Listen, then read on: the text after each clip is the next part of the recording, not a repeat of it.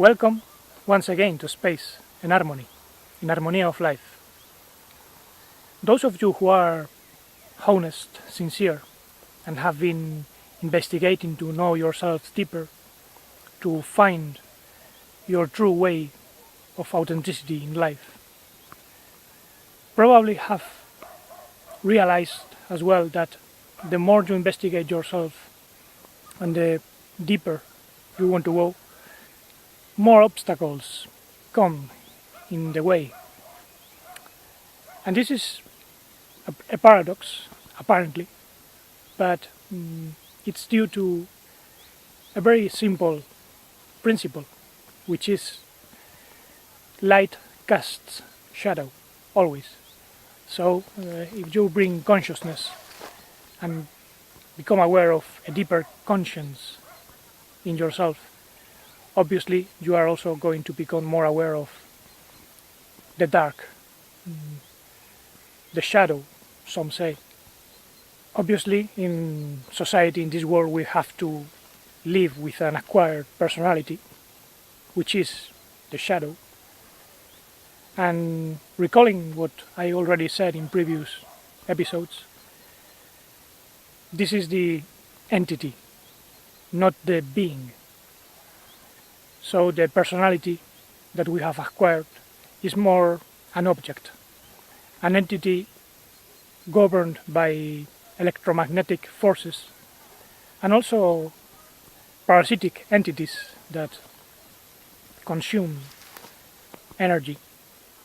And in this video I'm going to give some clues of how to tackle this shadow by recognizing the weak points it has, because unlike our true essence, the shadow has many weaknesses that can make the shadow weaker when we bring forth our true light.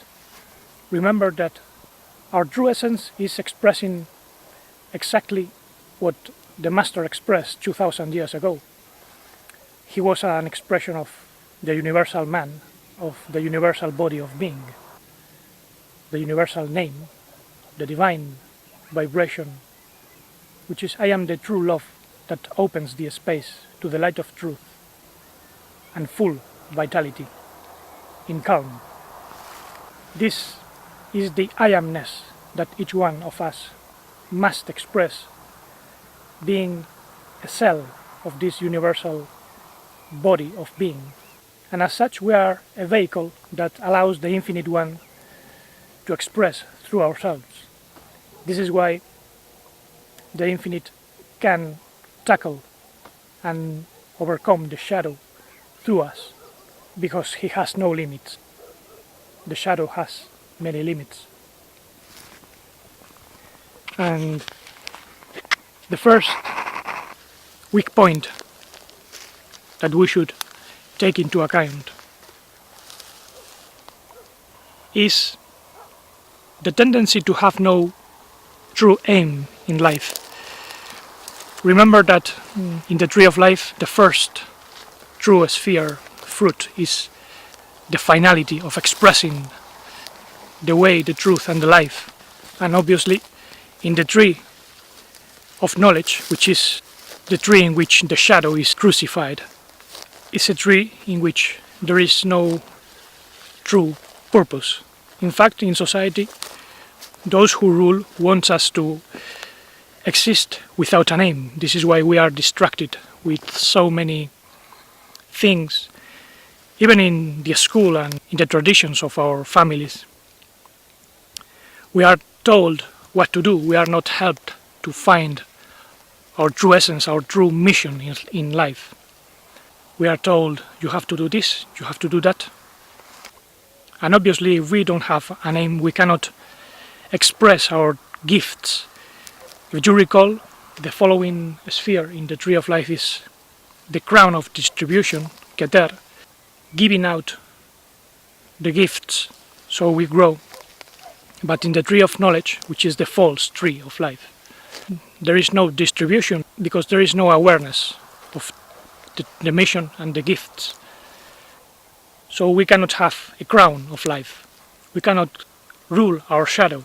The shadow rules us. That's the tragedy. And as a result, we lack true wisdom, which is the following sphere, that in the tree of knowledge becomes false wisdom, which is actually the false wisdom that was possessed by the fallen cherub. In the Judeo-Christian tradition would be Lucifer, which represents a group of beings who decided to split away, to split up with the whole reality of the Divine One and make a world for their own, with their own knowledge of things, their own science. And this false wisdom lacks the intuitions necessary for being in contact with life, with true life. As a result, we have a false understanding of life. Understanding is the following sphere. And false understanding of life implies living with the principle of survival, running away from all the things we fear, being filled with sadness, with sorrow, instead of feeling the fullness of life that comes forth like a tree from a seed. In the tree of life, life does not need anyone to tell her how to thrive. She doesn't struggle to live because it's like a force coming from within, and she can overcome everything. She is not ruled by the principle of fear, survival, sadness.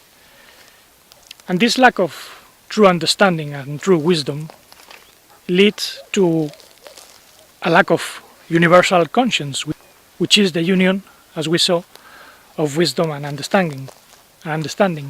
This is why in the Sephirotic tree that many depict, we usually see the sphere of Da'at, which is universal conscience, missing.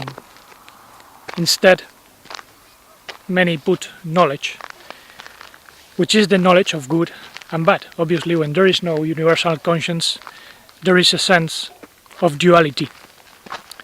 We enter a false perception of reality.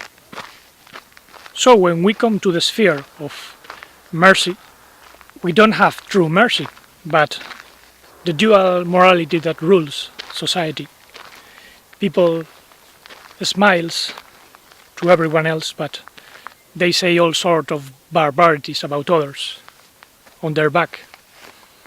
In religion and politics, this is very common. Many speak of faith and love, and then they even indulge themselves in little lies, little transgressions that they decide that it's not important. Even more destructive is to accept intolerance and hatred towards others. This is why there is so much division in religion and politics. And even regarding oneself as a source of indignity, someone that is not valuable. Obviously, if we don't find life and dignity in ourselves, we cannot find it on the others. And this is why we judge others. We first judge ourselves and then judge others. This is what leads to the left side, judgment and power, lack of armonia. And judgment in our heart is a way of killing ourselves and killing others. In the same way, on this left side we have the sense that we are invulnerable, or even that we have life for granted, when it is so ephemeral, the spark of life in us can leave at any moment. We don't value it very often. This is why science tries to control nature, exert power.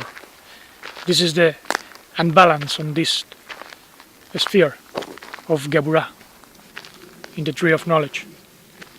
Science even claims to have the right to control nature, to experiment with guinea pigs and rats and even humans in order to make medicines, for instance, and fight cancer, all of which is part of a propaganda against life, because we cannot find life by fighting the container of life. We can only find life by feeding life, and killing is not a way of feeding life. And this falsehood is what leads to a false harmonia, which would be the middle point in the tree of life, but in the tree of knowledge has become what many call balance. And we have to be very careful with this idea, because, like I said in the article that you already have in the blog, balance is associated to Baal, the power of the Ba, the fallen soul, fallen Adam. One of the deceptive aspects of this idea of balance is associated to the scales.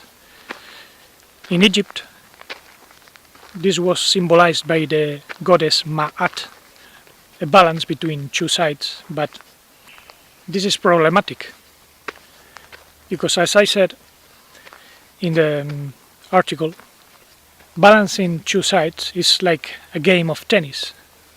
It's a constant restless movement from one side to the other, ping pong, cause and effect, cause and effect.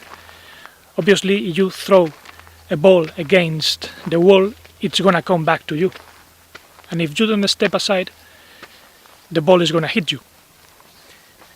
This is the law of balance in this world, which is the old law of cause and effect, in which we are trapped. But this is not harmonia. That law of cause and effect rules the false body that we have been given to stay in this world and bring light. We cannot escape facing all these deceptions, but we have to be aware of them.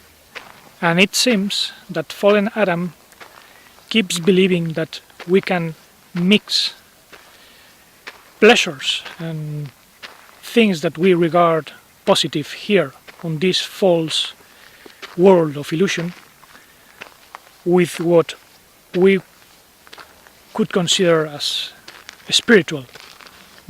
Many even think that true life is present in the pleasures of worldly life, but this is not true, because, as I said in previous episodes, sensations, emotions, sentiments, all that is part of a fallen energy. All that is part of the energy of the serpent. It's part of the desiring imagination, which is basically the essence of the serpent energy, which must be transformed. It must die so something new emerges. When there is true life, those little lust, desires, sensations, emotions do not appear. But true life, true vitality is something that we must access by becoming more and more aware of true light, of truth inside us. Realizing that true harmonia is when all the elements, all the expressions of life support each other without the need of eating each other, without the need of finding something external to live. And true harmonia leads to natural success, which in the tree of life would be netzach, but in the tree of knowledge, obviously there is a false idea of success, which is the victory over others, victory over existence by means of acquiring dominion, power, to be sly in order to rule over the circumstances. Success is also associated to the idea of reaching something on the top, whereas in the tree of life, as we saw, true finality is on every step on the way. The aim is unfolding on every moment. So true success is now, when we are aligned to the true I am love that opens a space to that light of truth and full vitality, moment by moment. Now, if in the tree of life the support of true success is a humble conscience full of gratitude, in the tree of knowledge, in the shadow, we have a lack of consciousness, which is intellectualism, abundance of theories in order to make sense of reality and build up systems of progress in order to achieve success, false success. And this build up of theories and systems about reality leads up to a false rock. In the tree of life, the rock is true love, light, life and calm, the riches of our gifts, which are expressed differently in each and every one. But in the tree of knowledge, we have false riches, an abundance of material wealth, which is not the solid rock the Master spoke about, but the quicksands on which we cannot build a solid house because it sinks down. And with a lack of a solid rock, we have this world of impermanence where everything is ruled by death, nothing lasts, and nothing is filled with true life. Only by making contact with the kingdom of life within us can we have a taste of true immortality, the true values of life. And to end this episode, I'm going to point out a few more weak points of the shadow, which can be expressed in numbers because everything in this world is governed by electromagnetic forces, so it is vibration, and vibration can be expressed by numbers. There are several modules of understanding, module 9, module 12, 22, 36, and each module gives you a different overview of different aspects, different vibrations. For instance, if you have been born on the 3rd of May of 1955, only thing you have to do is to sum up every single digit, 3 plus 5 plus 1 plus 9 plus 5 plus 5, and reduce the quantity, in this case 28, to one digit. 2 plus 8 is 10, but 1 plus 0 is 1. So in this case 1 would indicate a person that has a tendency to be isolated, to separate himself or herself from others. And this is not the essence, but the entity, the shadow, the personality. The essence would be more developing the leadership, the capacity to be the one, an expression of the one. If you have a 2 number, then your shadow will have the tendency of having many doubts, of depending on others. If you have a 3, you might have a tendency to fear expressing your natural sensitivity and creativity, and keep for yourselves expressions that you must share with the world. If you have a 4, your personality will have a tendency to be stagnated on a structure, on the 4 elements that don't flow. So it's necessary to learn from nature and see how earth, water, air and fire collaborate with each other, transform and support each other.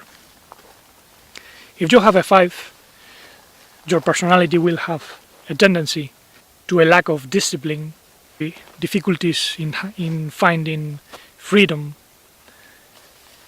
because the shadow is whimsy.